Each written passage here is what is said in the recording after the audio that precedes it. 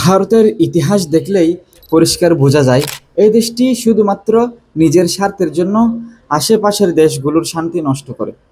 আজ আমরা যদি একটু হিসেব করে দেখি, ভারত পাকিস্তানের সাথে এখন পর্যন্ত 4বার অনেক বড় আকারের যুদ্ধ লেগেছে। 1947 সাল, 1965 সাল, 1971 সাল, 1999 সালের কার্গিল যুদ্ধ।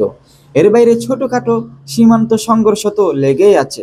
শুধু পাকিস্তান নয়, চীন, নেপাল, বাংলাদেশ, শ্রীলঙ্কা প্রত্যেকের সাথেই ভারতের সম্পর্ক কখনো পুরোপুরি মসৃণ ছিল না। কারণ ভারতের একটাই সমস্যা, তাদের দাদাগিরি মনোভাব। ভারত ভাবে তারা সবার বড় ভাই, সবার উপরে তাদের আধিপত্য থাকা উচিত।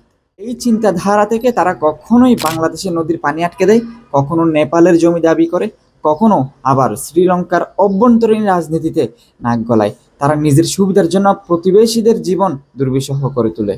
পানি নিয়ে হুমকি দেয়া, ব্যবসায়ী নিষেধাজ্ঞা চাপানো, সীমান্তে ইচ্ছে মতো বাহিনী মোতায়েন করা, এসব যেন ভারতের নিত্যদিনের কাজ।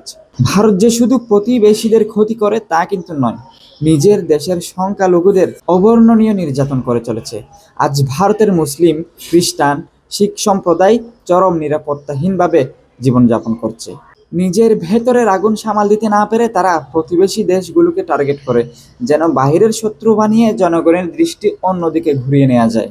ভারতের বর্তমান নেতৃত্বেও এই আগ্রাসী মনোভাবকে আরও প্রশ্রয় দিচ্ছে।